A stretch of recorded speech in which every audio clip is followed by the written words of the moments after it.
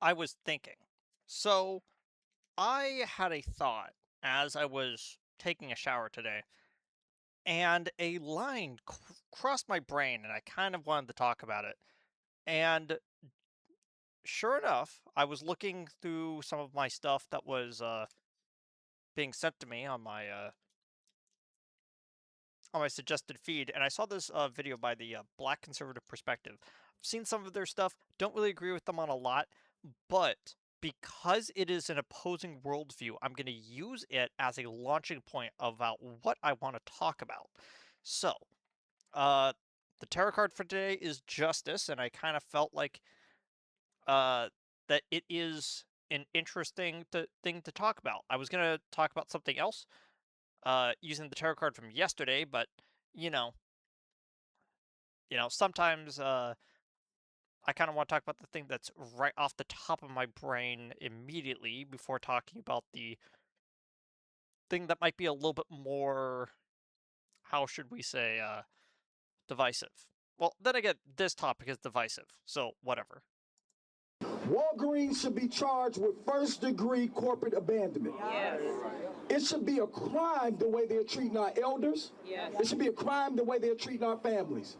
A Walgreens spokesperson responding with this statement in part, quote, despite a range of efforts, including previous operating adjustments, these ongoing safety challenges made it increasingly difficult to maintain a secure environment for our team members and customers. Do right by us. Community members, leaders, and families rallied, saying the loss of this Walgreens at 86th and Cottage Grove won't just close a store, it will take away a critical lifeline. We're not here to beg Walgreens to stay. We're saying that their decision is the wrong decision. And in my opinion, it should be considered a first-degree corporate crime.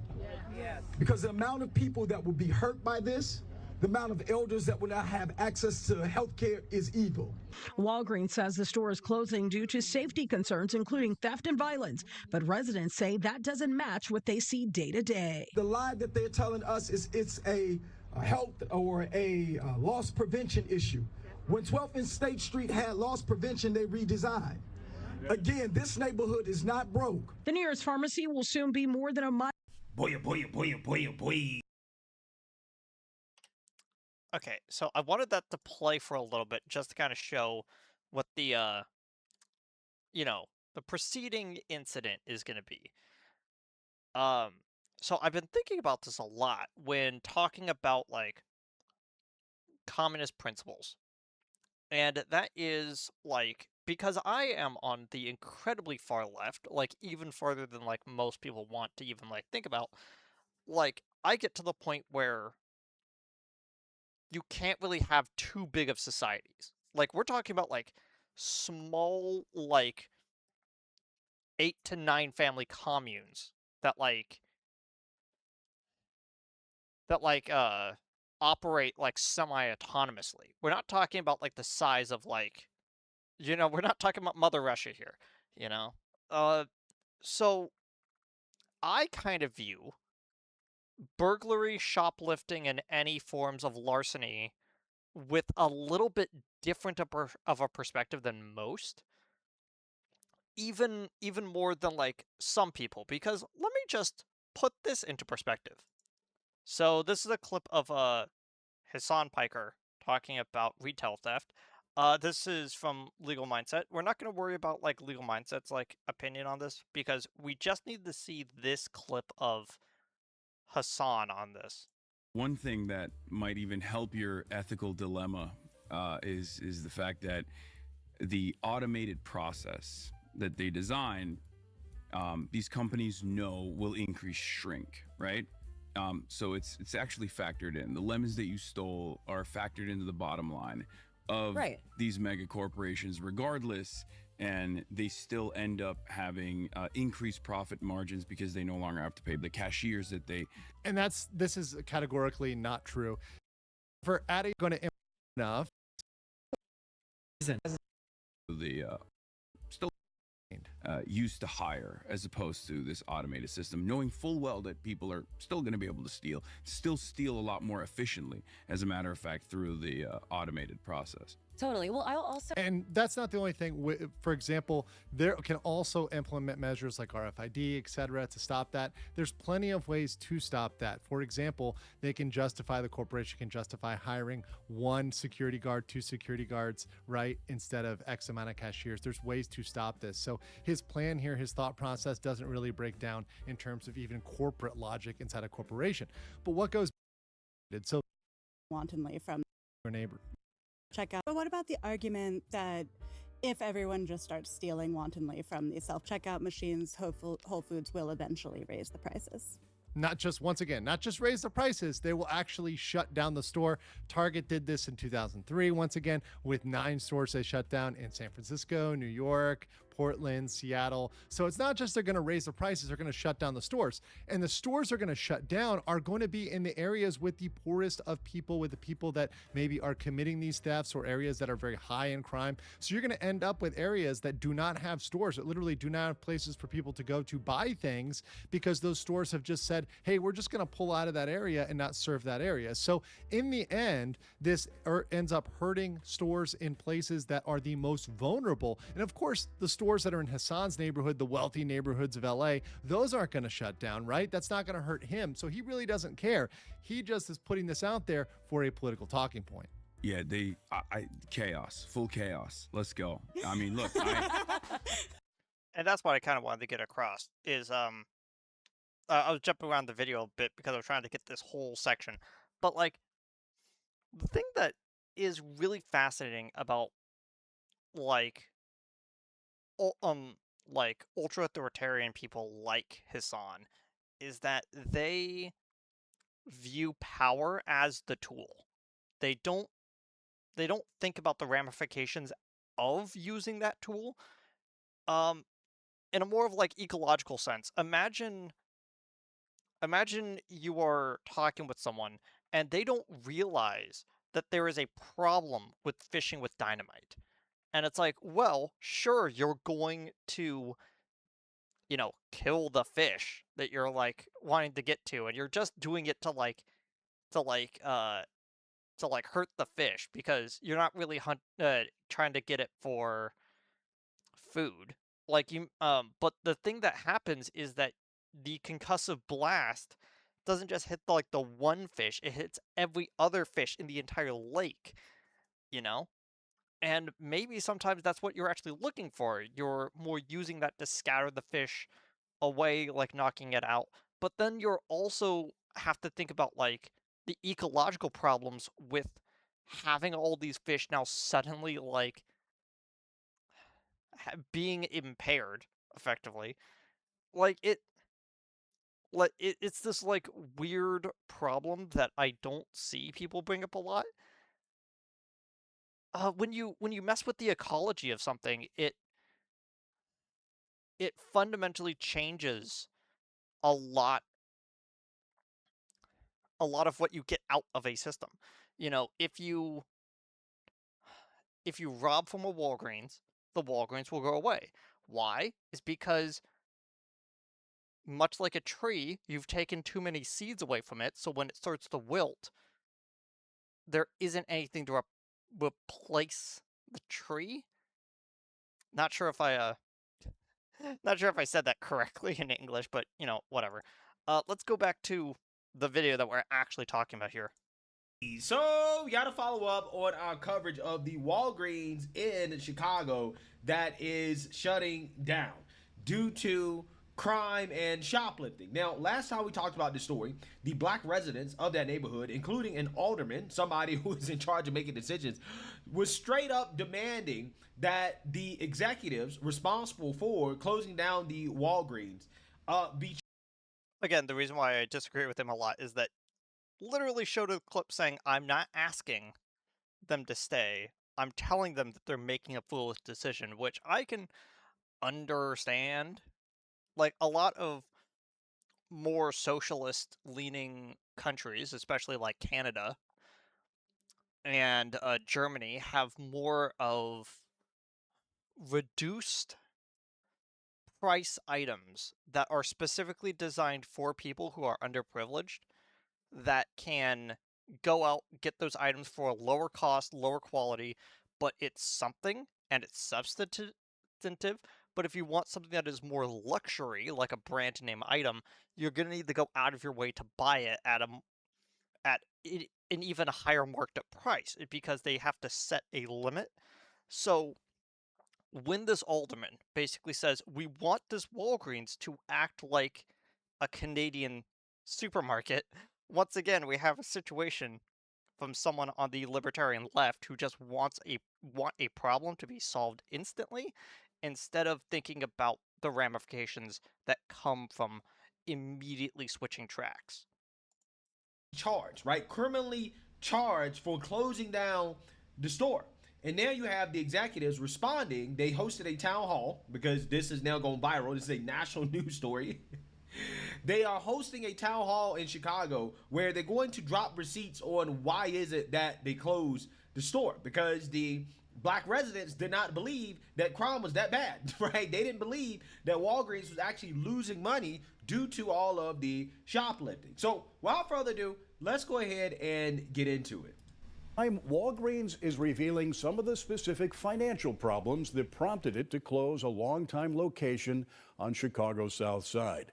That announcement that the Walgreens at 86 and Cottage Grove will close on June 4th has prompted a major backlash among customers and Chatham residents. I'm here today because we're closing the store on 86 and Cottage Grove. But I just want to make sure everyone understands closing stores are not our goal. It's the last resort. A trio of Walgreens executives, including the manager of the soon-to-be closed store, explained the company's controversial decision at a community forum hosted by State Senator L.G. Sims. But if this decision is not going to be reversed, what we want is to understand what is next for this community. Earlier this week, Walgreens announced the closing of its store at 86 and Cottage Grove. Also, I'm going to just say this right now. If every single one of these protesters went in, bought an item, showed, hey, we want the store to stay open because I buy stuff here, that would have been incentive to keep Walgreens there. But no, they're probably not going to do that. Which has served the Chatham community for more than 20 years, creating what many residents are calling a prescription desert and a continued disinvestment in the black community. Today, the Walgreens executives revealed that store lost more than $1 million last year, partly due to declining prescription sales, but also a massive amount of store theft. Wow. Wow.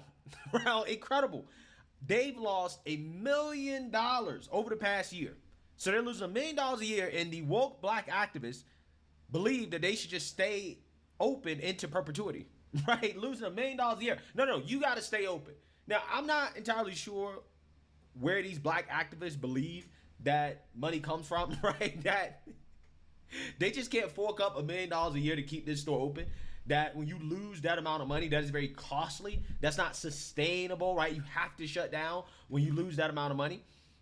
So as I said in my original video, I said it's probably a combination of things, right? It's probably a combination of the fact that when you're operating in these low-income neighborhoods, a lot of these individuals are dependent on Medicaid and they're dependent on the government to pay for their prescriptions, and these companies don't make that much money off of that, right? They don't make that much money dealing with the government, okay? And when you combine that with the shoplifting, that is probably why the store is going under, right? So their prescription sales are down, okay? And on top of that, they're experiencing massive shoplifting. That is how you get to $1 million in losses per year, okay? That these black activists believe that Walgreens should just eat it, right? Just eat it because black people are entitled to have a Walgreens, right? They're entitled to have a store that's less than half a mile from where they live, right? That's walking distance from where they live. And let's be honest, that's what they're complaining about, because there are other Walgreens, there are other stores, there are other pharmacies that are within, a mile, maybe 2 miles away from these residents. But because they live in a big city, again, they feel like they're entitled to having a place that they can just walk to, right? Like, I am someone who is physically fit.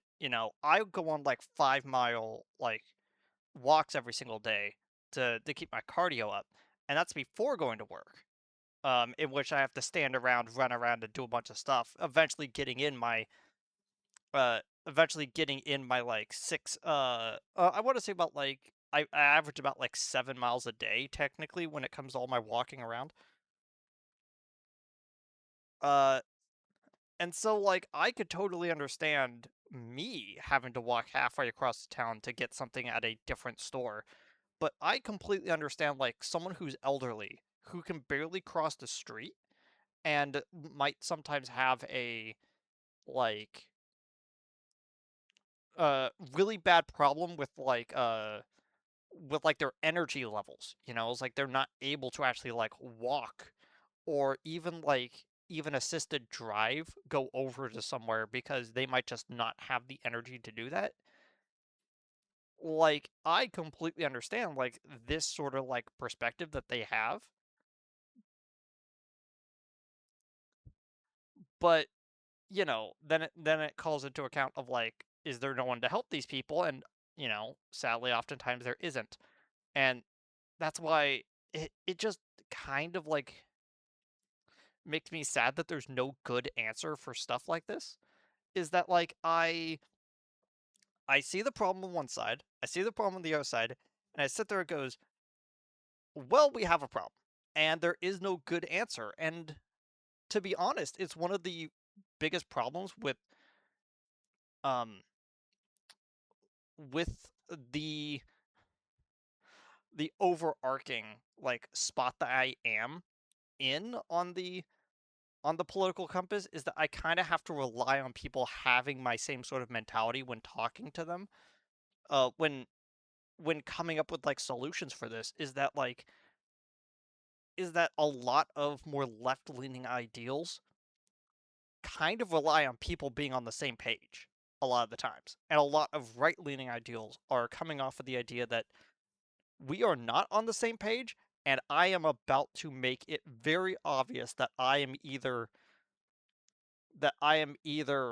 above you in in skill, privilege, whatever, and I'm gonna make it your problem, or I am below you and it's still gonna be your problem. Like, I haven't made videos on anything on the actual like political right so far, but like when we get to that, we get to that. And it's this very distinct thing that kind of happens on my political side that I do not have a good answer for this because both halves of empathy do not shake out properly when it comes to situations like this. Because you either feel bad that you're siding with the corporation, or you're feeling bad that you're siding with the people and eventually the detriment of those people. So it's not like they actually live in a food desert or in a pharmaceutical desert, whatever you want to call it. No, no, no, no, no. They're just so entitled that they're upset that, hey, well, it's not walking distance anymore, right? You actually got to drive to go get your prescription drugs, okay? So that's the real issue here that these people are upset with. Theft at this store is 16%. That's 4 times above the company average. Wow. Lock boxes help us protect the merchandise in the stores. A lot of the times those lock boxes are getting destroyed, and that's a great cost to the company. They say Walgreens was spending about $400,000 a year for security guards in the store, but there were still attacks on store employees. I would like to point out, once again, not a single item in any of their hands. All they would have to do is like walk over, buy like 1 or 2 items, walk out, and they have purchased those items and they've made their point that, hey, I am willing to financially support this building. No, none of them are. None of them are.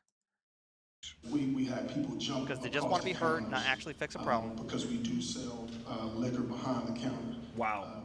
Taking liquor, cigarettes, things of that. That wears down, not just from the financial piece. I'm more so speaking from just the endurance of that day in and day out. Yeah, it's not safe. When you talk about your employees being attacked, this man said, he's black by the way, right? So this is a black store manager, a black executive. He said, look, you got people jumping across the counter for cigarettes and liquor, right? We can't operate in that type of environment. That's just not a strain on us financially, but it's also a strain mentally on the employees, right? And another thing is that like when people on the left talk about like crimes as necessity when it comes to like uh the most obvious one is there was a middle of a hurricane. All the power's out, nothing works anymore, all the food is now spoiled. Of course, people are going to steal from the Target because the Target had a little bit more power reserves into it instead of just like an apartment complex that immediately went under because, probably haven't been maintained in a while. And they go in, they take like a few of the non-perishable things that they can like quickly grab, while everyone else is also grabbing it because everyone else had the same idea, and it just becomes these like massive like raids onto stores. And this is a real thing that happens, and when people see that, they immediately go, "No, I completely understand. These people have like families to feed and they are grabbing food and they're doing all this type of stuff." And then that entire thing falls apart when they then look over and they see people with like a shopping cart with like two flat screens onto it, and you're like, "You're not going to eat that. What are you doing with that?" And their response is always, "Well, after everything blows over, I'm going to sell this to recoup some of the losses because we took damage. I'm probably not going to be working for the next few days, and all that type of stuff." And there are some people that are going to defend that still because they're like, "Okay, so recoup losses, understandable, not really okay with it." It's like, but then there's the like even weirder stuff where they still try to take the same framing and mentality of the guy who is stealing two flat screens because of loss of funding, loss of money because of this natural disaster, and they just transplant it over to random day. It's like anything else could have been going on that day. Someone like steals these two flat screens and they give the exact same response. That's not going to be seen as good. There's a reason why, like in a lot of these places, the things that are immediately locked up are electronics, makeup, and not dietary. What's the word in English? It's um not utilities. What word is it? Like deodorant and stuff like that. Stuff to like for like for health and dang it. It's for like for like health and like being clean and stuff all like that. There's a reason why like socks and undershirts are like locked up is because when you're homeless, those are the things you actually need. Like you might be able to get away with like not eating food for like 1 or 2 days. But like when you're out in the middle of you know, when you're off the side of Fifth Avenue, you're like into the wetland buffer, you're like sitting there just like slowly dying of like exposure. You actually need like multiple layers to like go up. So of course the things that you're gonna want to steal are the things that are just like or like thin undershirts and like more socks to like prevent yourself from like slowly dying of exposure. So those things get locked up. So when you see makeup and candy that have like little tags onto it so like that you can't steal them properly, that's when you know that something's really up because that's not stuff that you need to survive. Maybe candy, little bits of sugar to like help you get through a day, but like not really. Like you would more rather want like actual stable food. I'm the type of person that like whenever I see someone like actually like panhandling onto the street, my first response is, should I go over to the McDonald's, grab like a like I was gonna say dollar menu, but there isn't a dollar menu anymore. Like a single hamburger and like giving them to it, go like, hey, this isn't much. I can't really give you anything that's on my card right now, but I can give you this really quickly. Like even if it's just like help someone out, like that's where my charity comes from. Like that's where my level of charity is, where I feel compelled to do something like that. But then at the same time, a lot of people on the right are going to go, the reason why they want money is because they want to indulge in the things that they became homeless to do, whether that is alcoholism, drug abuse, or whatever. And oftentimes you can't even, and this is in their words, you can't even trust the like women with children, because oftentimes the reason why they're in those situations is because they would rather pay for drugs than pay for the food for those children. And it's really hard to fight them on this subject. And it's really funny because like out of like all of the subjects that like the left and the right fight about, rarely do I ever see like this actually get brought up. It's really interesting that this is the thing that they rarely ever like discuss in debates, is the efficacy of how much charity should we give to people. And it's why you eventually get things like what's going on in LA, where they put $1 billion into fixing the homelessness crisis, only for 15 years later, you have the incumbent mayor of Los Angeles going, and if you elect me again, I will actually do something about it this time. It's like, no, you failed in doing your job. Get out of here and let someone else take over. The thing is that people are scared that the person who is about to take over is still not going to do that problem, so they would rather have the person that is in power, that is currently not doing anything, because they're scared that the person from the opposing political party is going to do something even less charitable for them. It's so frustrating. Like, again, this is why I wanted to talk about this, because I was thinking about this whole time. And I was like, we're going to completely diverge off of this video because I need to talk about something very quickly. And that is an aspect of Christian belief that has always kind of sit into the back of my head. And that is the incredibly simple idea of what what Jesus says at some point in the Bible. I'm gonna waffle a little bit as I look this up, but there was a part of the New Testament when Jesus is doing his ministry. There is something that is asked of him, and it is, I want to say, I want to say that it's more about like, huh. I want to say that there is.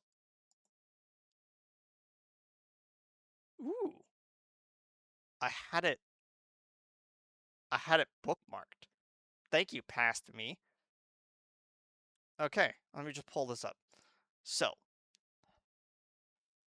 Jesus is doing his Sermon on the Mount, Matthew 5, and he says, "Ye have heard it hath been said, an eye for an eye and a tooth for a tooth. But I say to you, you must not resist evil, but whosoever might smite thee on the cheek, turn the other one also." Like, at first, this might not sound like interesting, but what he's actually saying here is far more interesting than it leads to believe, because he then basically goes to, listen, there is like, you cannot just like do things because it is equal. You must do things because your love for other people should carry you through, which is why he says, love your enemies, bless them that curse you, do good to them that hate you, and pray for them which spitefully use you and persecute you. Like, the reason why he's saying this is not because he's trying to say, like, oh, you should become a pacifist. What he's saying is that there are people that say that that becoming equal is what the goal is. But he says that the only way for things to really like become better in society is to become better than those that hate you. Like, I've always kind of like thought about stuff like this, you know? I've always thought about this a lot because this leads into stuff like the death penalty, where where people say like, what is the crime for death? And the answer is death. And that is what And that part of law literally comes from eye for an eye, tooth for a tooth, from the Old Testament. And the interesting thing is that this leads to certain avenues when it comes to larceny, which the crime was, if your hand touches an apple, remove that apple. Like stuff like that. Like this was like an old crime back in like the Middle East, in which in which people who pickpocketed and like stole from others would get one of their hands severed, because every single time that they see the removed hand, they know that now they cannot do things effectively because of what they did. It is this form of like forced penitence that is embedded into Old Testament laws. The response to this is become better. You know, don't just kill the person, make them pay for it, which is where you get like forced community service type stuff. And these sort of different aspects of law, like interestingly, like slide right next to each other, but not really interfere with each other. Because we think about like the crime for blood is blood, the crime for theft is blood. Um, and I was thinking about a quote that kind of took this into a weird direction when I was reading it. And it's based off of like the communist principles of, when you are sitting in a commune, you have a lot less people. You have a lot less people, you have a lot less resources, and so any amount of theft is even more grave than normal, because when you are working for 105% efficiency, so that you have that 5% buffer to make it through like any sort of accident that really happens. Like everyone works at 120%, so 105 is achieved. Because there are accidents, people slip, people don't have good days, and all that kind of stuff. So when you steal from something, it's because someone is inherently selfish, which, kind of falls within this sort of thing. What is the crime for someone selfish enough to deprive the collective the ability to survive? Death. And that is why the crime for thievery was to just put them to death. And I say that with like a little bit of trepidation, even because I'm one of those weird people um that are on the other side of the argument when it comes to like who would fight the moral arbiter, basically going, that is true. They have put us at risk. I would say that their crime instead for selfishness is to be alone. Send them out as an exile, because if their crime is to be self-centered, they should be alone in their self-centeredness. Which is why I eventually came to the conclusion that I do not like the death penalty at all. And this comes from like a very almost, I argue with like a lot of people on the authoritarian like spectrum about this, because corporal punishment is just part of the authoritarian purview, and a lot of libertarian perspectives is enslavement rather than death. We're gonna get to that when we eventually get to libertarians. But I feel like when you kind of think about it like this, it's so hard to defend any form of like shoplifting and stuff, because in my head I think about those stores and the people that work for those stores that are now going to need to relocate, move into all that, because the collective has been upset. People being selfish has disrupted the calculus, and because they've disrupted the calculus, they must pay. And the Marxist would yell for death. The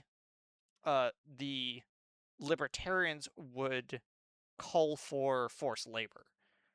And the theocrats would basically yell that they should have some sort of penitence for what they have done. And I'm sitting over here saying, I feel like all of you are coming at this at such different angles that we cannot accommodate for any one of them. And again, like, I'm not saying which one of those is right, because I don't think any of them are from my own personal worldview. I just have this, like, sneaking suspicion that sometime later on in our country, we are going to have to come to terms with the fact that one of these worldviews is inherently the better one. And I am scared to figure out which one is that. If you have any opinions on this, like, let me know in the comments, because I personally know that a lot of people would disagree with me on this. But that is just how I've always kind of seen this kind of thing. So let me know. I'll see all of y'all next time. Goodbye, everybody.